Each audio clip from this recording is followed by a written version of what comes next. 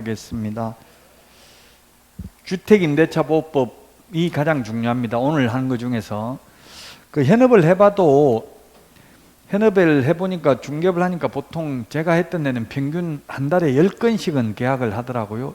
한 1년 정도 이렇게 통계를 내보니까 10건을 하면은 7건 정도는 주택임대차입니다. 그것도 원룸 같은 거 이런 거 뭐 중개보수 20만 원, 30만 원 되는 그런 게 7건 넘어요. 그럼 아파트 이런 거 매매 1건 정도 하고요.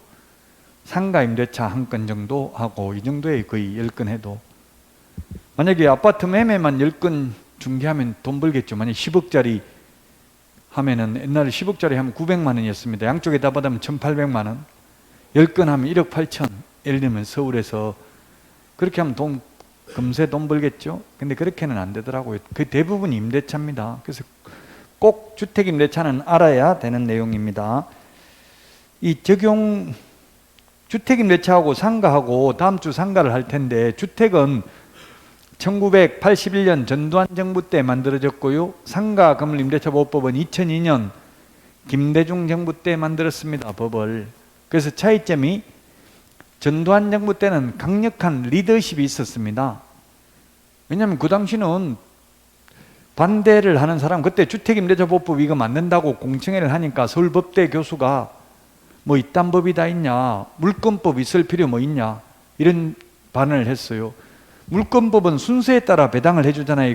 경매 넘어가면. 그런데 채권인 임차권이 맨 나중에 들어와 가지고 최우선 면제, 최고 먼저 배당받아가는 이런 게 어디 세상에 어떤 이런 법이 다 있냐, 이렇게 했다가 그 사람 사라지고 없어졌어요. 보니까 설악산 용화장성에 가서 추락사 한 걸로 뉴스에 나왔어요. 근데 나중에 알고 보니까 무슨 국가 보안대인가 정보부인가 뭐 이런 거 있잖아요. 안기부 이런 데서 국가에서 살해한 걸로 밝혀졌어요. 의문사 진상조사위원회에. 그때는 그래서 반대라는 거, 지금처럼 뭐 대통령 이름 부르고 이렇게 할 수 없던 시절이었어요. 그래서 모든 주택에 대해서 적용한다 해도 반발을 할 수 없었습니다. 뭐 연예인들 지금 20억짜리 전세 사는 사람도 있고 그렇더라고. 전세 보증금만 20억. 그 20억짜리라도 확정일자 받으면 우선 면제 받습니다. 근데 상가는 서울에서 9억 초과하면 우선 면제 못 받죠? 상가는 모든 상가를 적용하는 게 아니라고요. 시대적 배경이 달라서 그 주택하고 상가하고 법이 좀 다르다고요. 어쨌든 주택은 모든 주택에 대해서 다 적용됩니다. 적용 범위 463페이지 2번에 양가로 1번 주거용 건물이면 금액과 상관없이 모든 주택이 다 적용됩니다. 이때 주거용 건물인지 여부는 동그라미 1번에 보면 공부상 용도가 아니라 실제 주택으로 사용하면 주거용입니다. 그 다음에 동그라미 2번 주된 용도가 주거용이라면 일부가 주거 외의 목적으로 적용돼도 전부 적용이 됩니다. 그리고 동그라미 3번 주거용인지 여부는 임대차 계약 체결 당시를 기준으로 합니다. 자, 그 다음에 4번에 주택임대차보호법이 적용되는 임대차는 주택의 소유자가 아니지만 주택에 관하여 적법하게 임대차 계약을 체결할 수 있는 권한을 가진 임대인과 계약 체결했다면 세입자는 보호됩니다. 그래서 좀 전에 했던 우리 실명법, 명의수탁자나 신탁자 누구하고 계약을 체결했다 하더라도 세입자는 보호된다는 게 판례입니다. 가급적이면 임차인을 보호하려는 입법 취지가 있겠죠. 자, 그 다음에 464페이지 메뉴의 양가로 2번 미등기 전세도 적용이 된다. 우리 동네 말로 전세, 말로만 전세지만 우리 민법에서는 이걸 채권적 전세 이런 말을 하죠. 전세권은 전세권 설정 등기를 해야 되고요. 흔히 우리 임대차 계약 이런 말 안 하고 전세 계약한다, 전세 산다 이런 말 많이 하잖아요. 그 말로만 전세인 거는 사실은 주택 임대차라고요. 그게 등기되어 있는 전세권이 아닌 경우. 양가로 3번 이게 8년 연속 출제됐습니다. 일시 사용을 위한 임대차임이 명백한 경우에는 적용되지 않습니다. 그게 뭐냐면 대표적으로 우리 모텔, 호텔, 숙박계약도 임대차 계약입니다. 임대차 계약이라는 것은 차임을 지급하고 사용 수익하는 게 임대차 계약입니다. 그 모텔의 숙박계약 이런 거는 일시사용이기 때문에 주택임대차보호법 적용되지 않습니다. 이게 8년 연속 출제됐습니다. 상가도 마찬가지입니다. 상가 건물임대차보호법 적용되지 않습니다. 일시사용을 위한 임대차임이 명백한 경우에는. 그 다음에 양가로 4번 주택임대차보호법은 원칙적으로 자연인에 대해서만 적용을 했습니다. 옛날에는 무조건 자연인만 적용됐습니다. 법인은 적용이 안 됐었습니다. 근데 지금은 원칙은 자연인만 적용되는데 예외적으로 법인도 적용됩니다. 동그라미 1번 한국토지주택공사, 지방공사, 동그라미 2번 중소기업은 주택임대차보호법이 적용됩니다. 대항력이 인정됩니다. 한국토지주택공사가 왜 적용되냐면 제가 현업을 할 때 그 LH 전세 임대주택이라고 하더라고요. 그 뭐냐면 좀 저소득층인 경우에는 LH에 내가 LH 전세 임대주택 대상이 되냐. 요즘 보니까 LH에 누구나 집이 있더라고. 누구나 집. 누구나 그 자기가 직접 들어가 보고 확인해 보고 계약할 수 있어요. LH에서 지금 한 300만 호 정도를 임대주택을 관리하고 있다고 하는 것 같더라고요.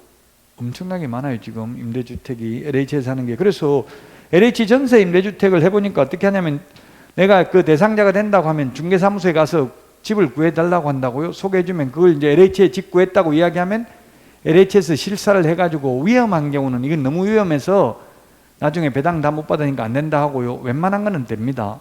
그러면은 이제 LH에서 법무사가 나와서 계약서를 작성하는데 어떻게 적냐면 계약서에 임대인은 그대로 임대인 적고요. 그 다음에 임차인 적는 난에 누굴 적냐면 LH를 적어요. 그리고 그 실제 입주하는 사람은 전차인입니다.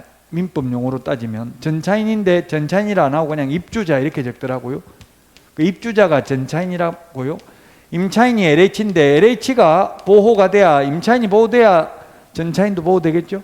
그래서 대항력이 인정된다고. LH도 이 전세 임대주택의 경우 중개보수도 LH에서 지급합니다. 그럼 집주인들은 LH 전세 임대주택을 임대인 입장에서는 좋아하겠어요? 안 좋아하겠어요? 네, 별로 안 좋아하죠. 안 좋아하는데 세가 안 나가면은 그래도 할 수밖에 없죠. 왜 싫어하냐면 LH는 그냥 해주는 게 아니라 만약에 다가구 주택이면 선순위 세입자, 보증금이 얼마인지, 임대차 기간 얼마인지 이런 거 다 적어내야 돼요. 원래는 그렇게 까다롭게 하는 게 정상이에요.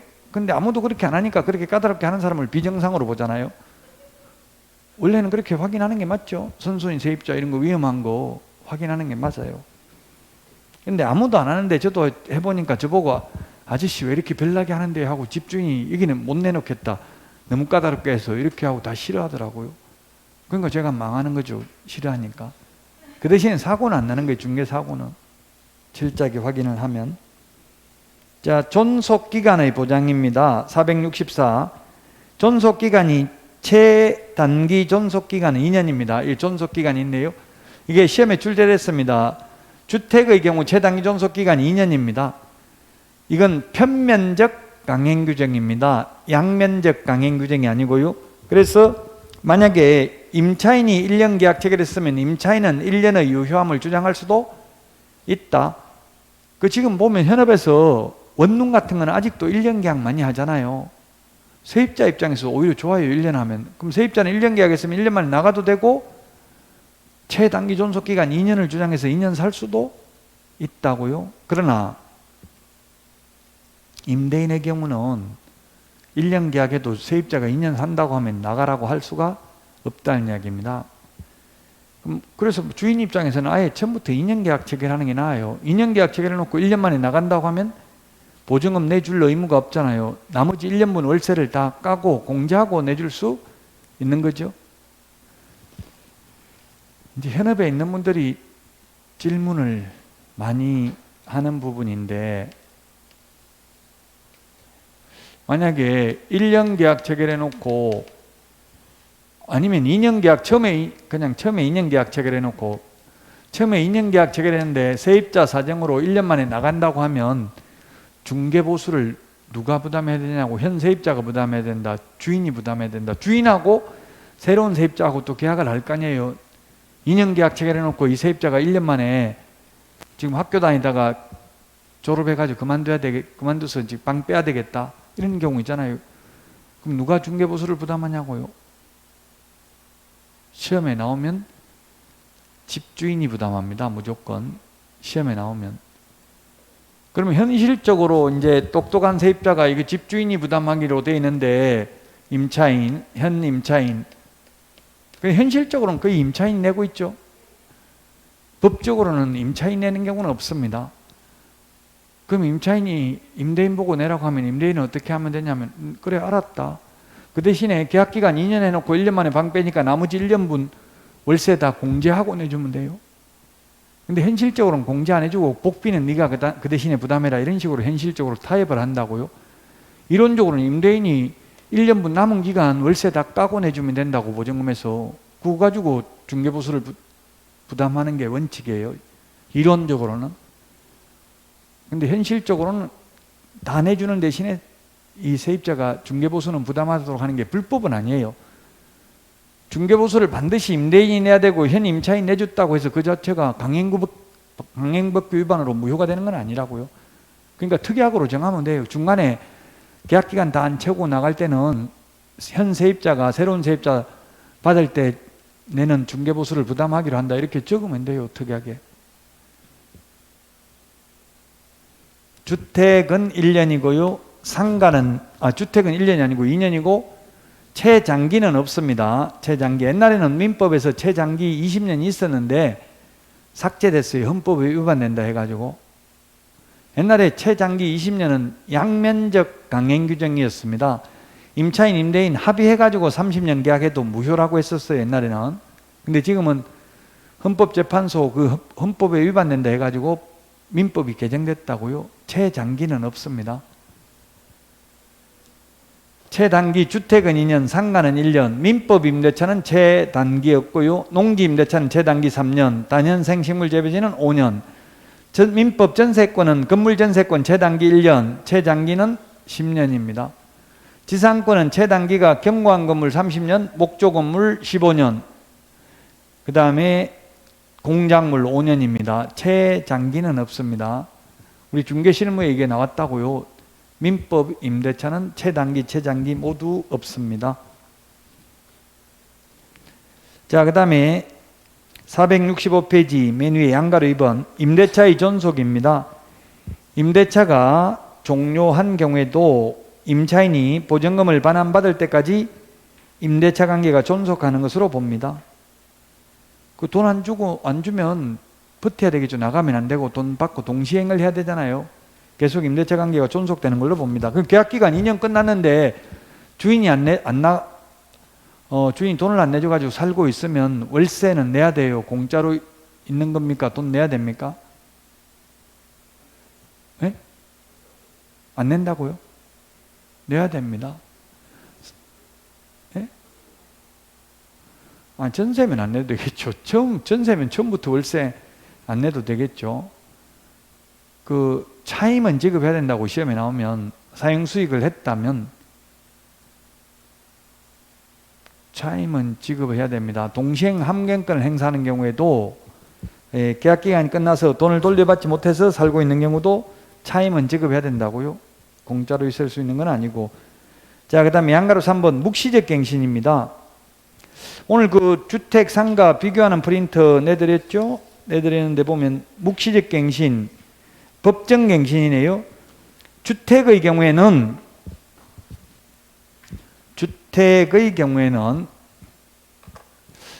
법정 갱신이 주택의 경우에는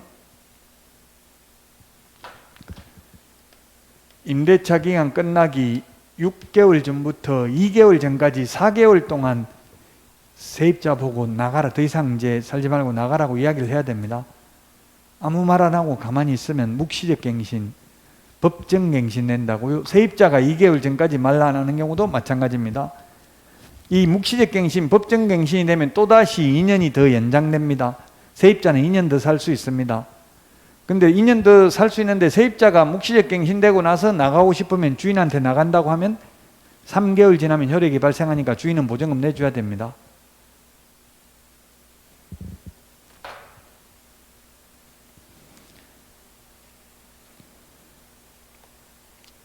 그게 동그라미 2번까지 있고요. 동그라미 3번. 그러나 2개의 차임액에 이르도록 차임을 연체하거나 그 밖에 임차인으로서의 의무를 현저히 위반한 경우에는 법정갱신, 묵시적 갱신이 인정되지 않는다. 여기 있네. 2개의 차임액에 달하도록 연체한 경우는 묵시적 갱신이 인정되지 않는다. 주인이 6개월 전부터 2개월 전까지 갱신 거절 통지하지 않는 경우 묵시적 갱신이 되고요. 세입자가 2개월 전까지 말하지 않는 경우도 묵시적 갱신이 됩니다. 그러면 최소 2년이 또 보장됩니다. 그러나 세입자가 나오고 싶으면 언제든지 해지 통지 후 3개월이 지나면 효력이 발생한다. 주인 돈 내줘야 되는데 했죠? 3개월 지나면. 근데 민법의 묵시적 갱신, 묵시적 갱신이 민법 묵시적 주택 임대차, 상가 임대차, 농지 임대차, 묵시적 갱신을 구분해야 돼요. 민법 전세권도 묵시적 갱신이 있죠. 민법 전세권 이렇게 묵시적 갱신도 비교를 해야 된다. 5가지를. 자, 민법 임대차는 임대차 기간이 끝나도 임차인이 계속해서 사용 수익하고 있고 임대인이 상당한 기간 내에 이의를 제기하지 않는 경우 묵시적 갱신됩니다. 법정갱신. 법정갱신되면 전 임대차와 동일한 조건으로 다시 계약을 한 것으로 봅니다. 기간의 정함이 없는 것으로 보는데 주택의 경우 2년으로 봅니다. 묵시적 갱신되면 2년이 적용됩니다. 기간의 정함이 없는 것으로 보기 때문에 민법은 임대인이나 임차인이나 언제든지 해지가 가능합니다. 단 임대인이 임차인에게 해지 통고하면 6개월이 지나면 효력이 발생하고요. 임차인이 해지 통고하면 1개월이 지나면 효력이 발생합니다. 지금 민법 임대차 말씀드리고 있는 거예요. 두 개를. 그래서 민법 임대차 묵시적 갱신하고 주택 임대차 두 개를 지금 비교했습니다.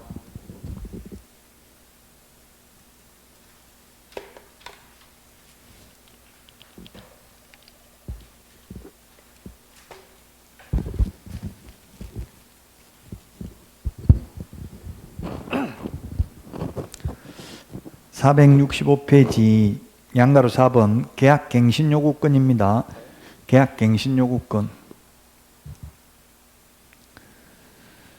계약갱신요구권인데요. 요건 임대인은 임차인이 임대차 기간 끝나기 6개월 전부터 2개월 전까지 기간 내에 계약갱신을 요구할 경우 정당한 사유 없이 거절하지 못한다. 이게 소위 임대차 3법이라고 해가지고 2020년 7월 31일부로 신설된 내용입니다. 2+2, 그리고 2년 동안 살 수 있는데 갱신 요구하면 2년 더 살 수 있는 거죠? 2년, 처음 계약하면 2년 동안 살 수 있는데 이 계약기간 끝나기 6개월 전부터 2개월 전까지 세입자가 계약 갱신하겠다, 2년 더 살겠다 주장하면 또 2년 더 살 수 있다고요? 원칙적으로. 물론 갱신 요구를 거절할 수 있는 사유가 있습니다. 6개월 전부터 2개월 전까지입니다. 옛날에 1개월이었는데 이게 2개월 전까지로 바뀌었죠. 왜 바뀌었냐면 취지가 한 달 만에 집 구하는 거는 좀 어렵다. 2달 정도 여유는 줘야 된다 해서 2개월로 바뀌었습니다. 자, 그 다음에 또 갱신 요구를 거절할 수 있는 사유, 2년 더 연장 안 해줘도 되는 게 2기의 차임액에 해당하는 금액에 이르도록 연체한 사실이 있는 경우. 상가는 3기입니다. 주택은 2기입니다. 2기의 차임액이라고 하면 한 달 월세가 100만 원이면 200만 원이 연체돼야 돼요. 이달에는 돈이 없어서 50만 원만 주겠다 이렇게 하면 넉 달 연체죠. 50만 원씩 연체하면 2기의 차임액이라고요. 그러면 한 달 월세가 100만 원이면 200만 원이 연체되면 된 적이 있는 경우, 지금 꼭 200만 원 연체돼 있어야 되는 게 아니라 연체된 사실이 있는 경우 판례가 있어요. 과거에 한 번이라도 2달 월세액에 해당하는 금액을 연체한 적이 있다면 연장 안 해줘도 된다고요. 서로 합의하여입니다. 합의하여인데 일방적으로 공탁한 경우 X입니다. 합의하여 상당한 보상을 제공한 경우. 그 다음에 동의받아서 하면 X죠. 동의 없이 전부 또는 일부를 전대한 경우 갱신 요구를 거절할 수 있습니다. 전대라는 것은 뭡니까? 세입자가 다시 세를 놓는 걸 전대라고 하죠. 전매는 매수인이 다시 대파는 걸 전매라고 하고요. 자, 그 다음에 임차인이 임차한 주택의 전부 또는 일부를 고의 또는 중대한 과실로 파손한 경우입니다. 경미한 과실로 파손한 경우 하면 X죠. 중대한 과실로 파손한 경우입니다. 중대한이라는 말 들어가는 게 민법에 착오로 법률행위 취소하는 경우, 표의자에게 중대한 과실이 있는 경우는 취소할 수 없죠. 그리고 여기 있고요. 그 다음에 상가 건물 임대차 보호법에 또 중대한 과실이 2번 나옵니다. 다음 주에 그 상가는 하고요. 그 다음에 임차한 주택의 전부 또는 일부가 멸실되어 임대차 목적을 달성할 수 없는 경우도 거절할 수 있고요. 이건 상가하고 똑같습니다. 이것도 이제 분쟁이 많이 생기는 거는 사실 요 노란 글씨 적어 놓은 거 이겁니다. 건물이 노후, 훼손 또는 일부 멸실되는 등 안전사고의 우려가 있는 경우인데 얼마나 노후해야 되는지, 얼마나 훼손돼야 되는지, 안전사고의 우려가 어느 정도 있어야 되는지, 안전진단 등급 몇 급 받아야 되는지 이런 게 규정이 없다고요.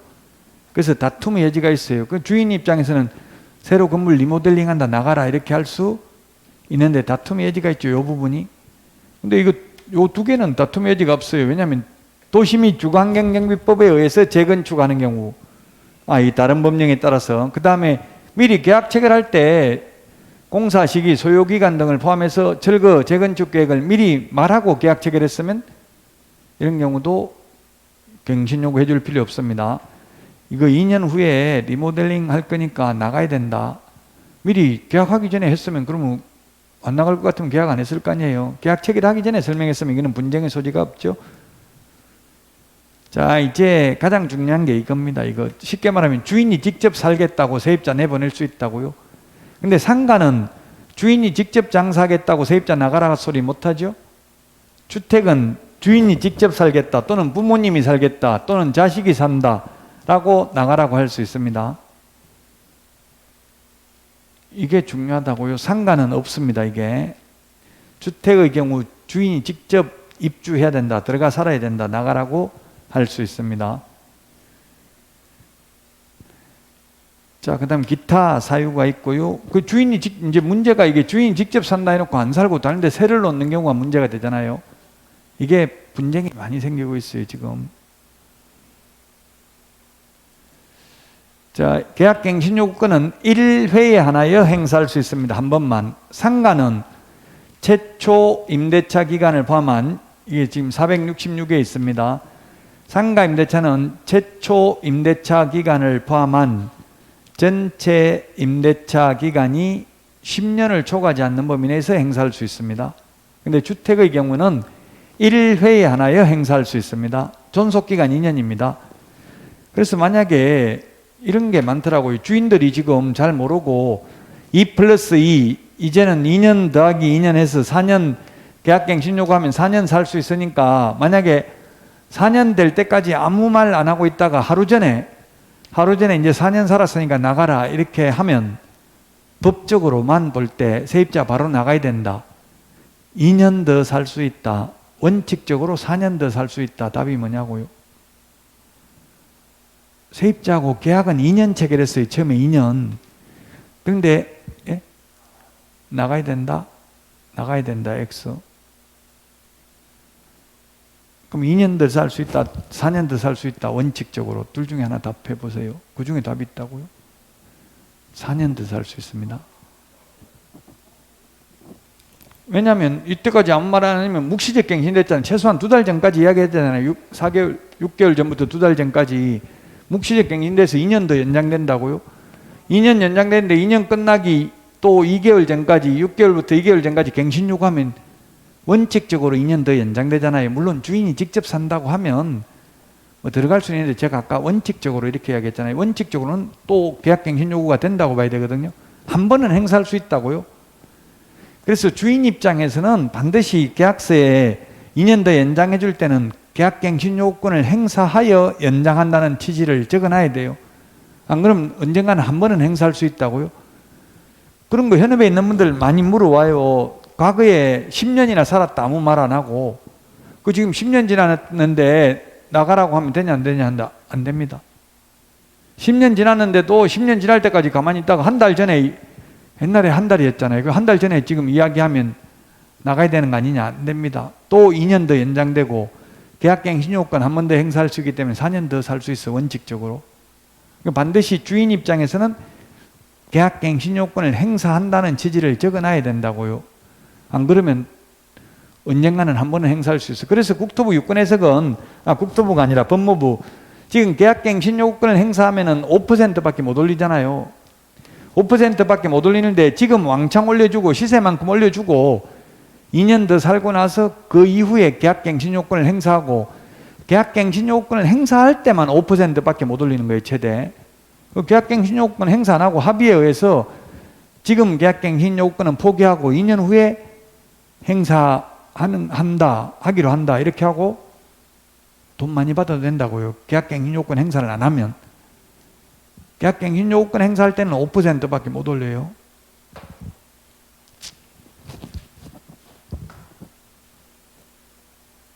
갱신되는 임대차도 전 임대차와 동일한 조건으로 계약된 것으로 봅니다.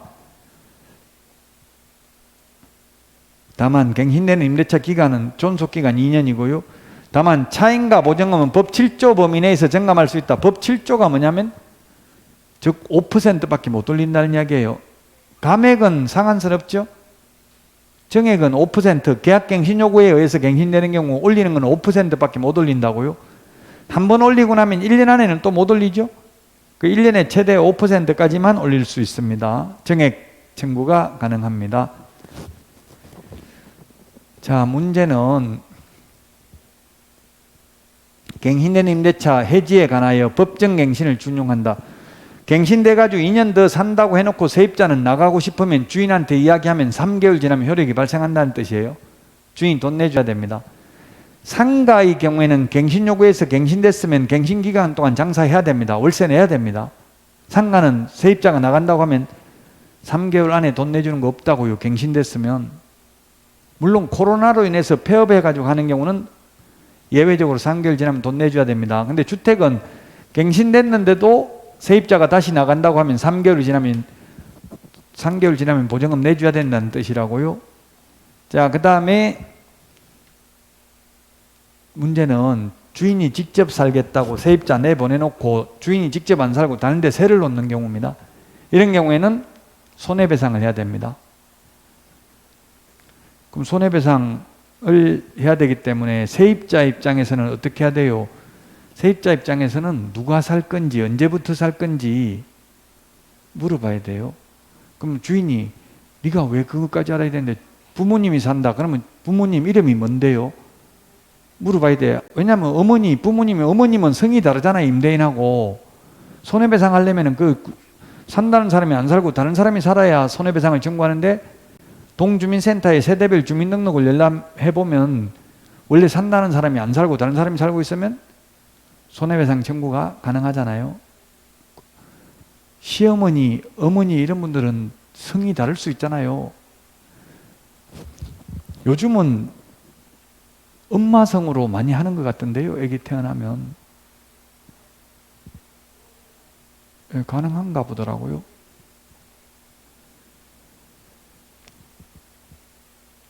그러니까 어머니, 할머니 살아도 내보낼 수 있잖아요. 그럼 할머니 이름이 뭔데요? 할머니 산다고 하면 할머니 이름이 뭔데요? 네가 뭔데 그런 것까지 알아야 되는데 물어보면 그러면 계약갱신 요구를 거절하지 않는 것으로 보고 저는 계속 살겠습니다. 누군지 알려줘야. 왜 알아야 되는데 나중에 그 사람이 안 살고 다른 데 세를 놨으면 손해배상 청구하려고 그럽니다.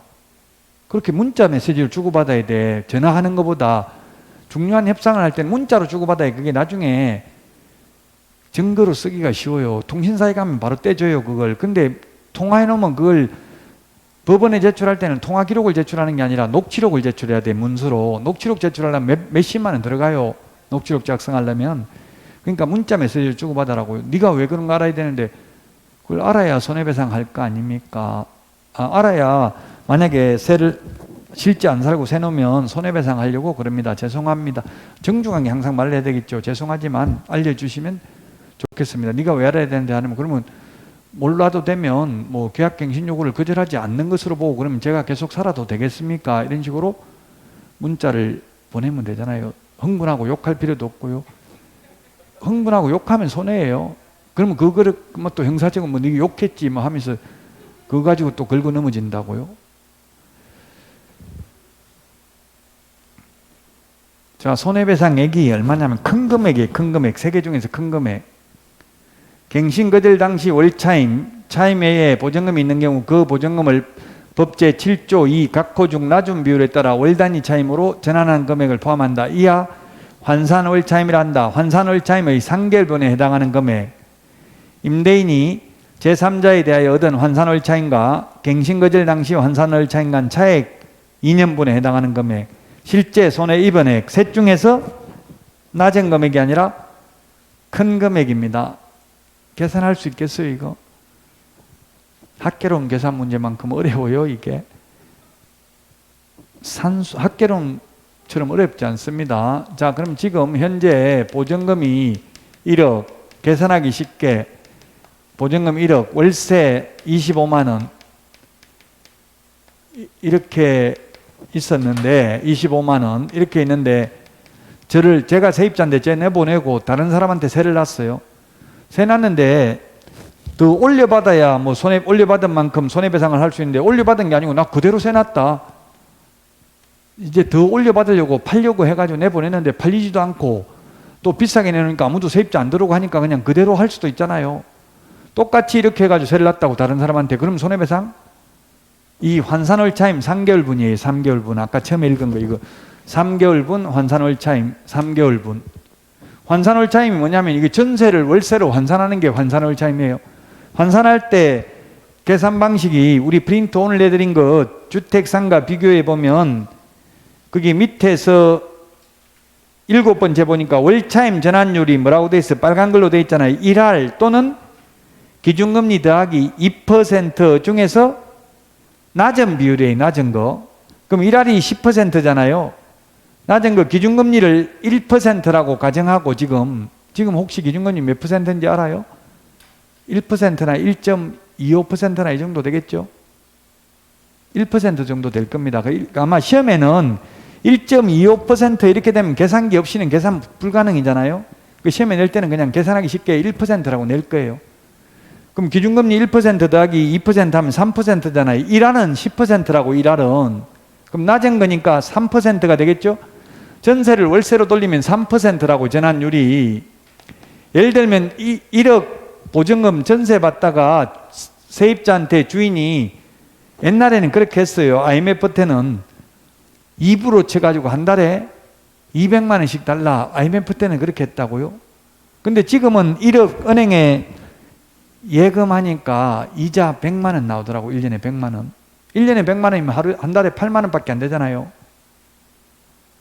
그러니까 은행 이자 8만 원밖에 안 나오는데 월세로 200만 원 받으면 안 된다고요? 그럼 3%밖에 못 받는다고 환산하는 게 3%면 1억에 3% 하면 얼마예요? 300만 원이고 300만 원 나누기 12달 하면 한 달에 25만 원입니다.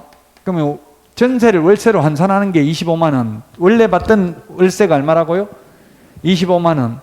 그러면 내가 더 받은 거 없다. 너 내보내고 나도 내가 살려고 했는데 살 형편이 안 돼가지고 또 세를 놨다 보니까 그대로 놨다. 세 한 푼도 더 받은 거 없이.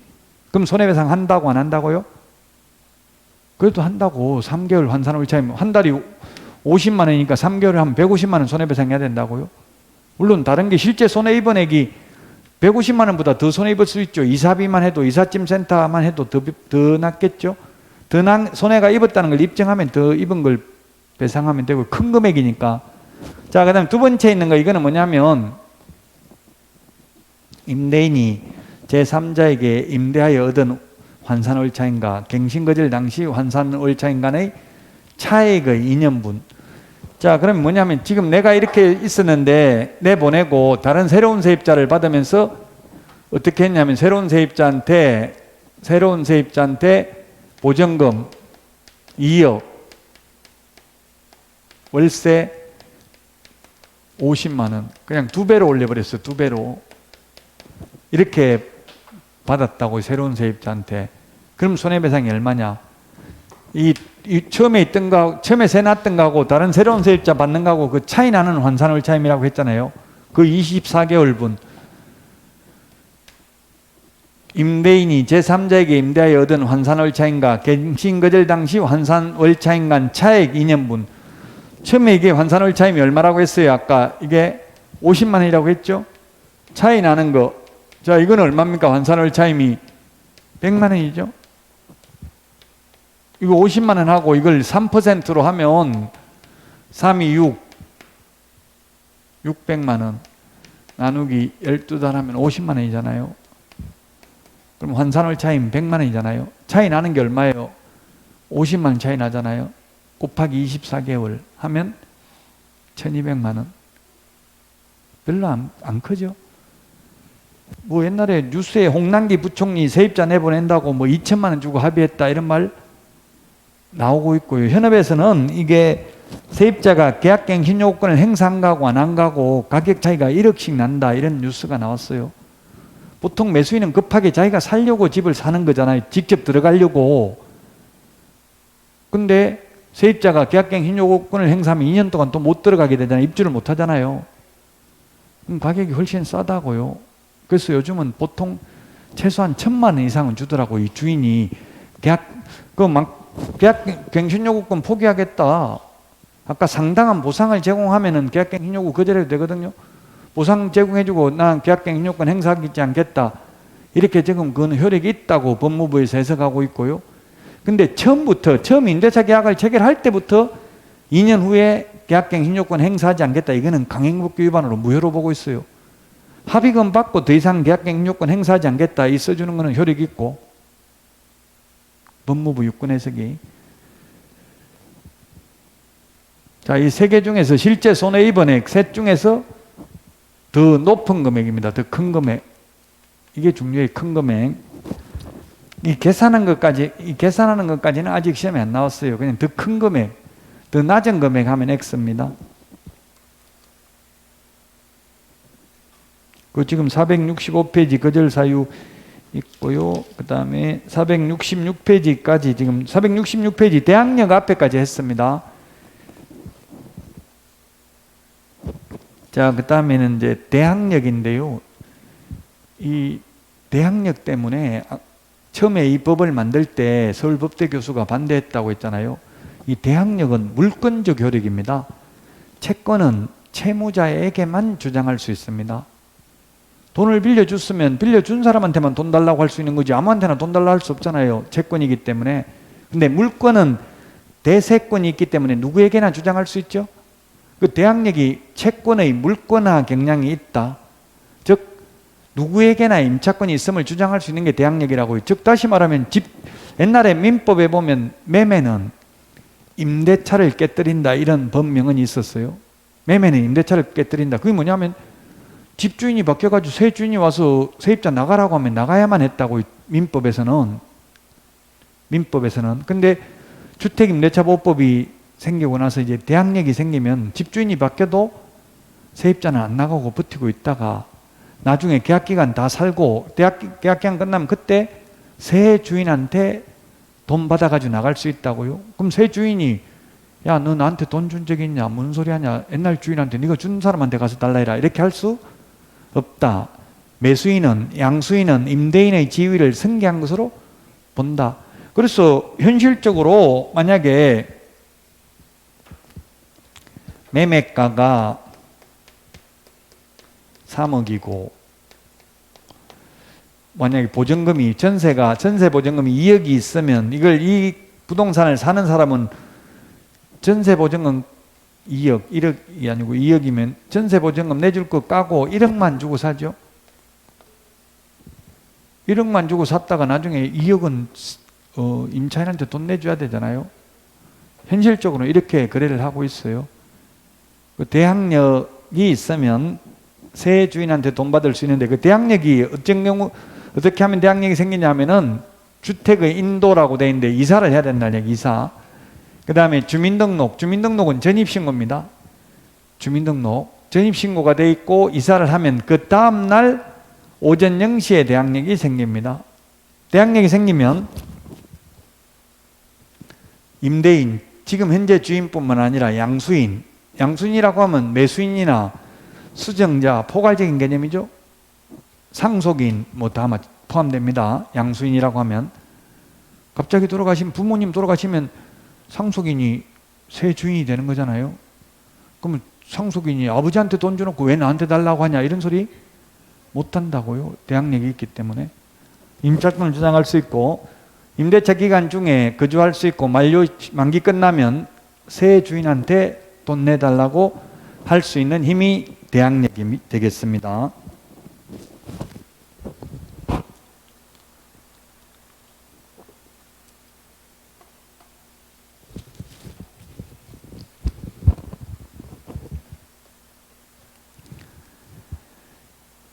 자, 대항력은 두 가지 요건을 갖춘 다음날 오전 0시고요. 법조문에는 다음날이라고 되어 있고 판례는 오전 0시입니다. 근데 선순위 담보물권자에게는 대항력을 주장할 수 없다. 그냥 일반 매매에서는 새 주인한테 주장할 수 있는데 경매 넘어가면 선순위 담보물권자에게는 대항할 수 없습니다. 그래서 보통을 보면 은행이 1순위라고요.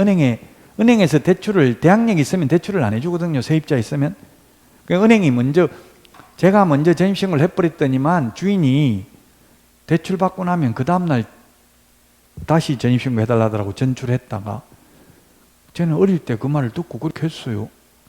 근데 그렇게 굉장히 위험한 짓이죠. 후순위로 밀리는 거잖아요. 주인이 부탁하면 주인 말은 무조건 들어야 되는 줄 알았어요. 옛날 세입자일 때. 그래서 다시 옮겼다가 은행 융자 받고 나서 다시 전입신고를 했는데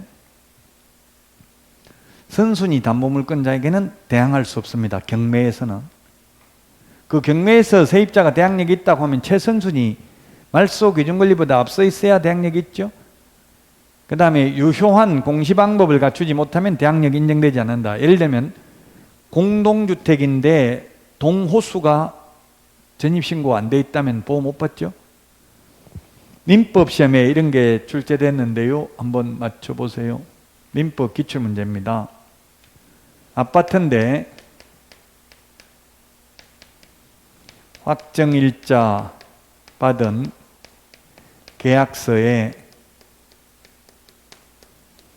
동호수가 누락된 경우 우선 변제 받는다, 못 받는다.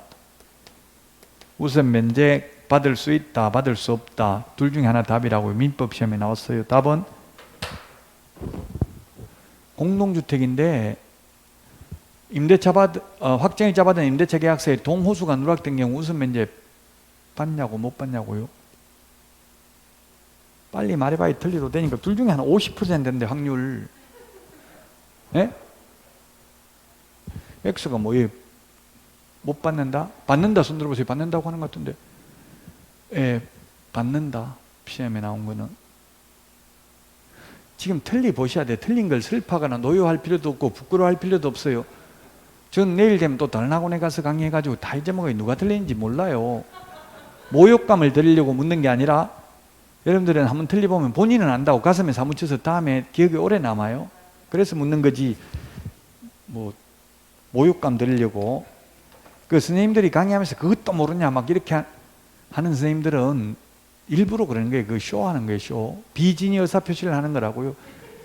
다 알면은 재수 없어요. 가르쳐주고 싶지도 않아요. 강의하고 싶지가 않아. 다 알고 대답 다 하면은 100% 맞추면 틀리고 이렇게 해야 재미있고 가르쳐주고 싶은 생각이 생기잖아요. 이게 민법에 다 생략하고 그냥 이렇게 나왔는데 이게 무슨 뜻이냐면은 실제 그 판결문을 보면은 전입신고는 똑바로 했는데 동호수를 했는데 확정일자 받은 임대차 계약서만 누락되어도 우선 면제 받는다 그런 취지예요. 왜냐하면 그럼 반대로 확정일자 받은 임대차 계약서에는 동호수 적었는데 전입신고할 때 동호수 안 적으면 보호 못 받아요. 즉 대항력이라는 것은 주민등록이라는 것은 제3자에게 공시 알리는 기능이 있는데 임대차 계약서라는 것은 당사자 간에 체결된 계약으로서 통정 허위 표시에 의해서 무효라는 등 특별한 사정이 있는 경우를 제외하고는 비록 이 계약서에 확정일 동호수가 누락되어도 우선 면제받는다. 계약서에다 동호수를 나중에 적었는지 그때 적었는지 알기도 어렵잖아요. 계약서를 볼펜으로 적으면 안 된다는 말도 없죠. 현실적으로는 컴퓨터로 출력하고 있지만 계약서로 적었으면 손으로 적었으면 둘이 사람끼리 합의해가지고 나중에 바꿔버릴 수도 있는 거잖아요. 계약 날짜를. 그래서 아까 전자계약서는 위변조가 불가능하다고 했잖아요. 타임스탬프 시점 확인필 도장이 찍히기 때문에. 근데 이거는 뭐 나중에 적었는지 알 수 없기 때문에 우선 면제 받는다는 이야기입니다. 전입신고만 똑바로 됐다면 판례고 민법 시험에 출제됐고 우리 중개실무에도 출제됐습니다.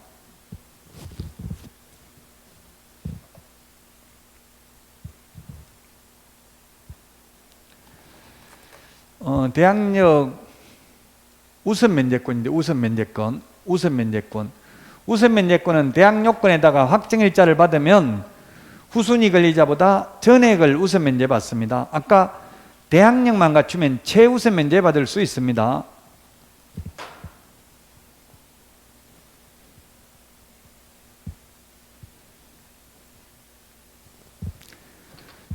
최우선 면제가 있고요, 우선 면제가 있는데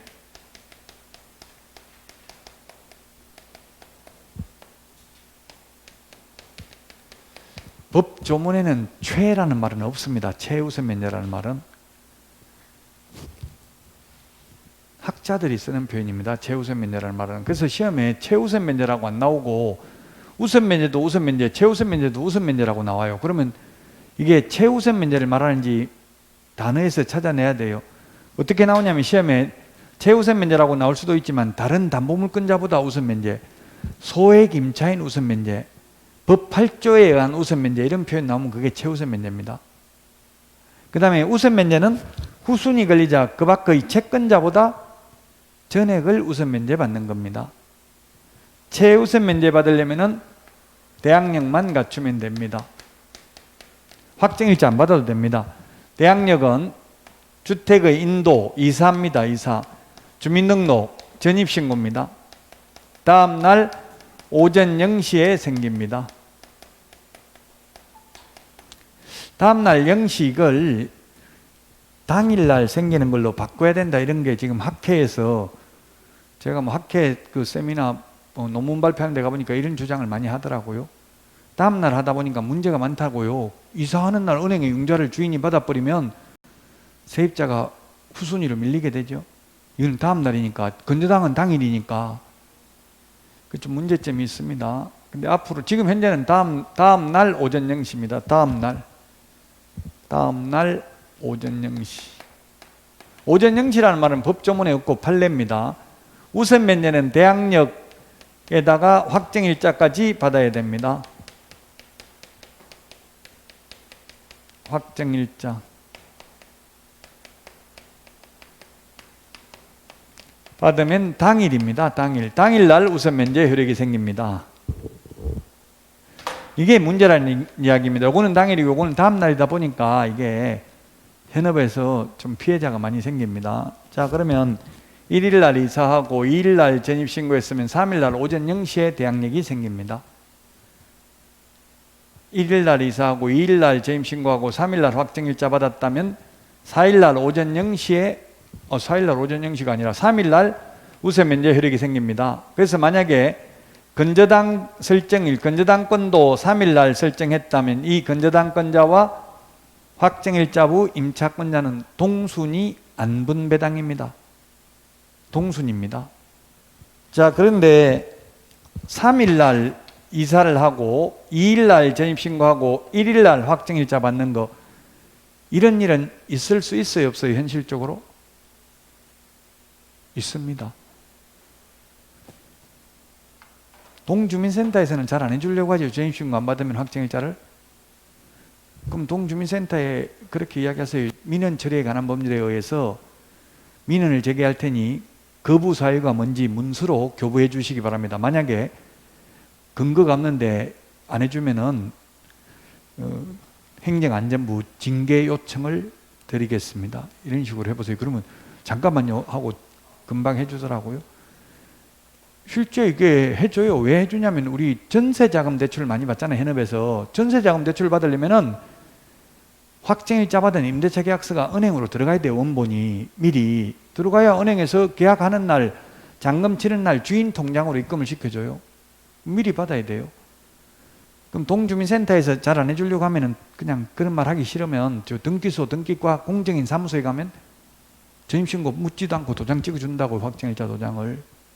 가능해요. 먼저 확정일자 먼저 받을 수 있다고, 이사도 안 한 상태에서. 자, 이런 경우에는, 자, 이런 경우 3일날 이사하고 2일날 전입신고하고 1일날 확정일자 받고 건저당 3일입니다. 누가 먼저 배당받냐고요? 이 확정일자부 임차인하고 건저당권자 중에서.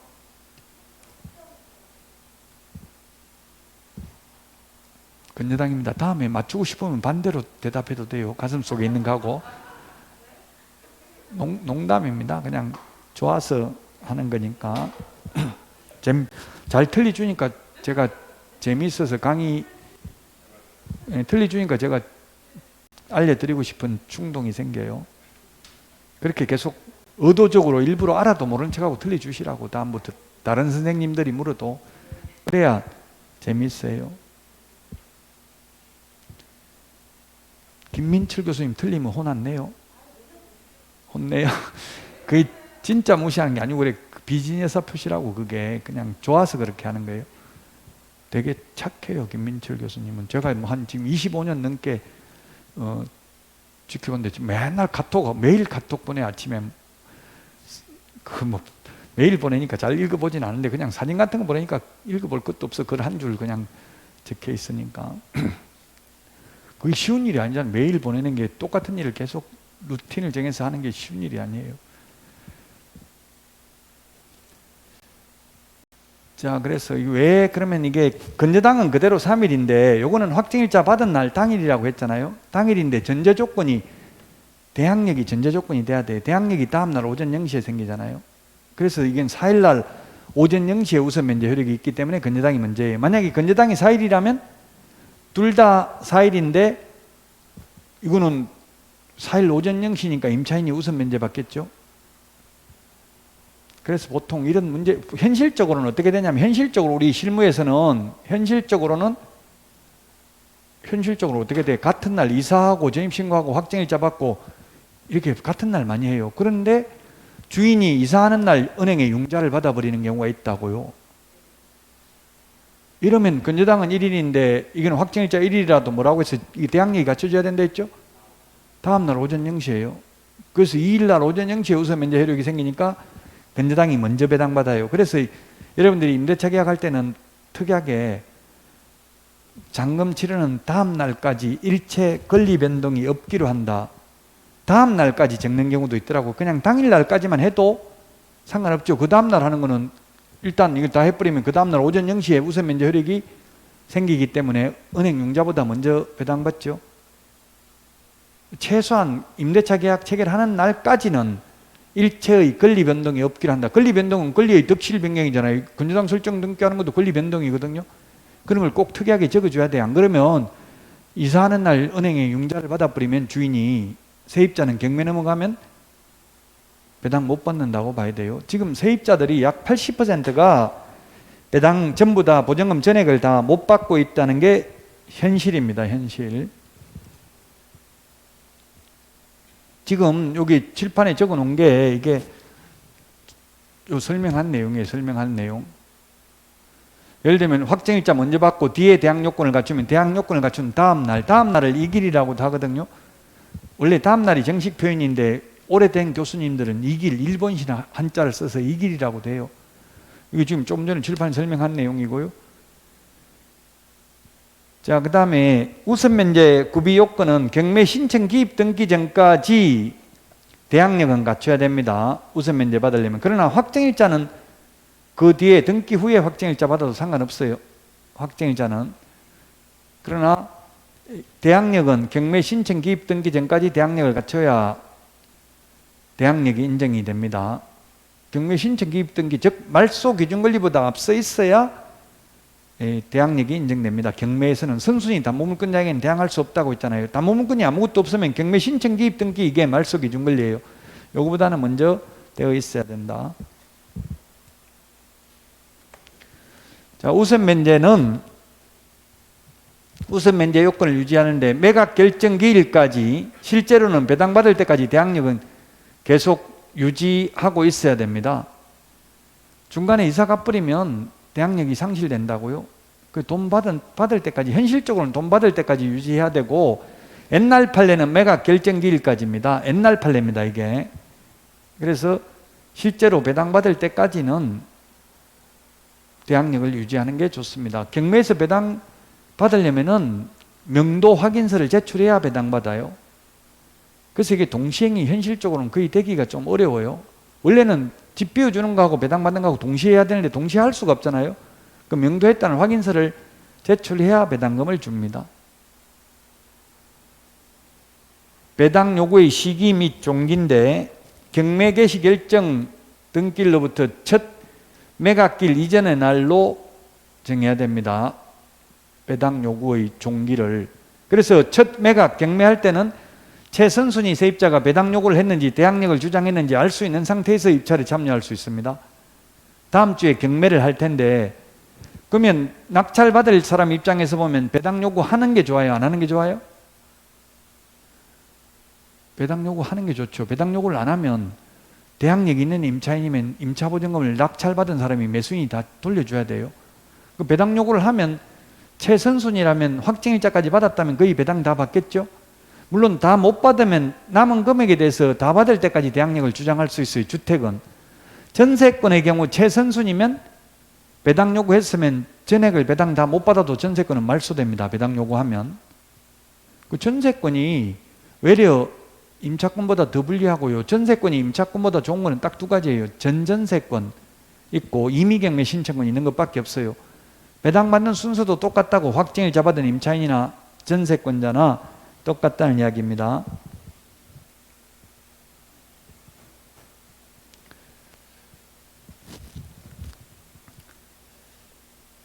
아까 이야기했잖아요. 배당 다 못 받으면 계속 다 받을 때까지 대항력을 주장할 수 있다고요. 전액을 다 받을 때까지 대항력 있는 사람이라면. 아무리 확정일자 받았다 하더라도 임의경매 신청권은 없습니다. 단 임차보증금 반환 청구 소송을 해서 승소 판결문을 받으면 집행권원에 의한 강제경매 신청은 할 수 있지만 임의경매 신청권이 없습니다. 그냥 경매 신청이라고 하면 임의경매를 말하거든요. 임의경매 신청권은 담보물건이 있어야 됩니다. 전세권도 담보물건의 성질을 가지고 있죠. 전세권은 용익물건, 담보물건 성질을 다 가지고 있어요. 그 다음에 임차주택, 만약 경매 신청하려면 그 판결문 받아가지고 경매 신청하면 집 비우지 않고도 경매 신청은 할 수 있고요. 나중에 배당 받을 때 집을 비워주면 됩니다. 배당금을 수령하기 위해서는 집을 비워줘야 된다, 명도해야 된다는 이야기입니다.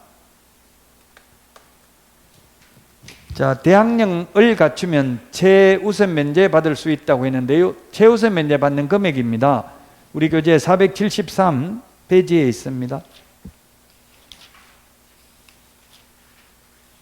다 했어요. 473페이지까지. 473페이지에 있고요.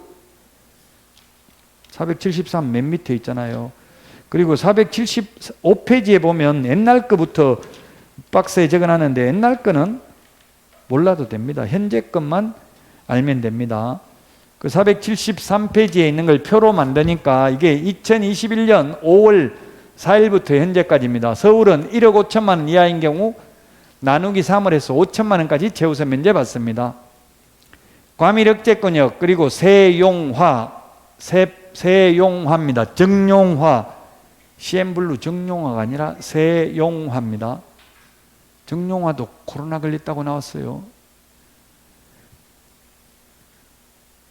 세용화, 정용화가 아니고. 그 다음에 김포시, 김포가 김부선, 김하선, 이게 문제가 많이 됐죠.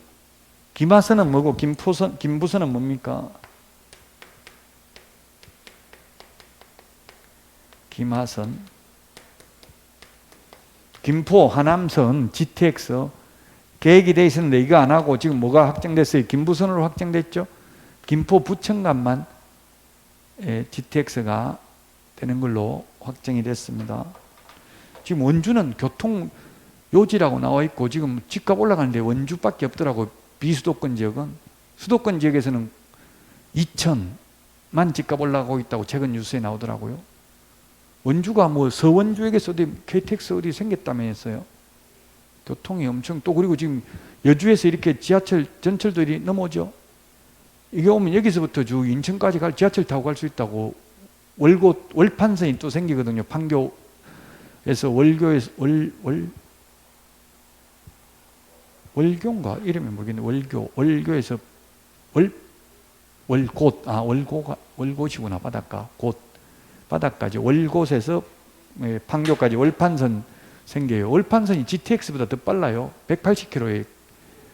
그러면 뭐 여기서 인천까지 갈 수 있다고 바로. 그래서 하여튼 원주에 올라가고 있고 수도권에서는 이천이 올라가고 있다고 뉴스에 나오더라고요. 그 외 지역은 지금 다 집값 떨어지고 있대요.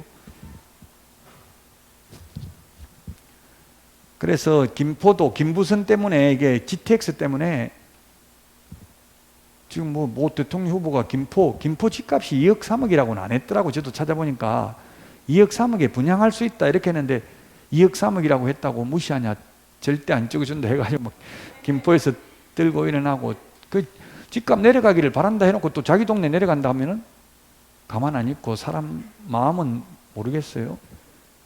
제 친구도 보니까 누가 집값 올려달라 했나 올려달고 왜 종부세만 많이 받냐 욕하던데, 그럼 집값 떨어지면 세금 안 내도 되니까 신경 안 써도 된다 했더니만 또 떨어지면 떨어진다고 욕하고 힘든 부분이에요. 지금 세계적으로 이게 자꾸 재난지원금 이런 걸 풀고 하니까 세계적으로 전부 인플레이션이 일어나고 전부 다 집값은 다 올라간 걸로 나와 있더라고, 세계적으로. 자, 가밀억제권역 아닌데도 세, 용, 화, 김포는 1억 3천만 원 이하인 경우 나누기 3호를 해가지고 100만 원 단위로 절상을 한 게 아니고 절하했습니다. 이게 나누면 4,300 뭐 몇십만 원 이렇게 되는데 뒤에 끝다리 잘라버렸다는 얘기예요. 4,300.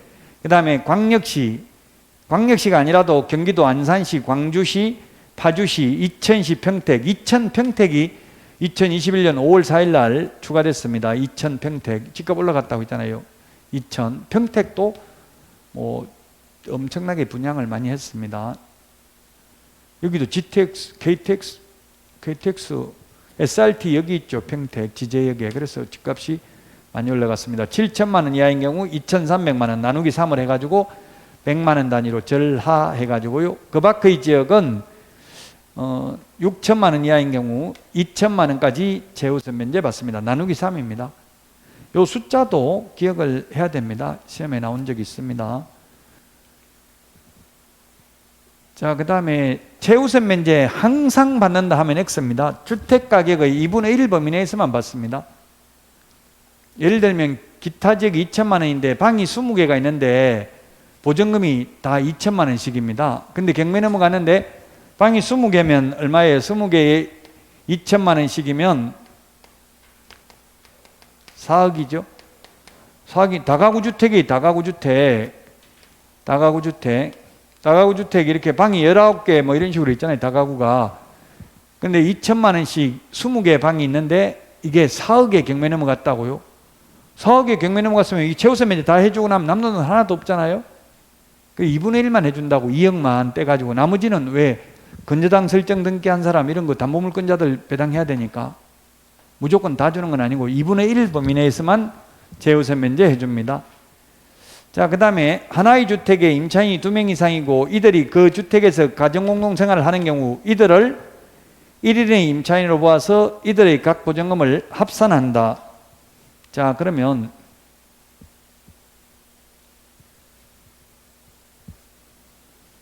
예를 들면 서울은 지금 얼마라고 했어요? 서울 1억 5천 이하인 경우 5천이라고 했죠? 서울에 아파트가 있는데 뭐 한 13평 아파트가 있다고 보고요. 그럼 부부가 1억 5천만 원 이렇게 민법에 의하면 방 한 칸씩 따로 임대차 계약 체결해야 되죠. 용익물권의 경우, 전세권의 경우 1필의 일부도 가능하다고요. 방 한 칸만 전세 줄 수도 있다고요. 이렇게 계약했어요. 부부가 남편 명의로 1억 5천, 부인 명의로 1억 5천 이렇게 서울에서 그냥 한 사람 명의로 3억 안 하고 따로따로 이렇게 했다고요. 가정공동생활을 하는 부부입니다. 이런 경우에 재우선 면제 남편 명의로 5천만 원, 부인 명의로 5천만 원 해서 합계 1억 받는다는 뜻입니까? 아니면 한 사람 몫인 5천만 원밖에 못 받는다는 뜻입니까? 답이 뭐냐고. 이게 맨 마지막 이게 무슨 뜻이냐고요. 이들의 각 보증금을 합산하여 하나의 보증금으로 본다 이렇게 돼 있잖아요. 그럼 얼마 받는다는 이야기 최우선면 이런 케이스는 한 푼도 못 받는다는 뜻입니다. 대답 잘 하셨어요? 두 사람 보증금을 합산해서 하나의 보증금으로 본다. 한 사람이 3억 한 걸로 본다고요. 쉽게 말하면 잔머리 굴려도 소용없다고. 이제 가정공동생활 하면 한 사람이 3억 계약한 거나 마찬가지로 본다고. 두 사람이 보증금을 합산해서 하나의 보증금으로 본다고 했잖아요. 한 사람이 3억 계약하는 거나 마찬가지다. 가정공동생활을 한다면 굳이 잔머리 굴려서 이렇게 하지 말라는 이야기예요. 소용없으니까.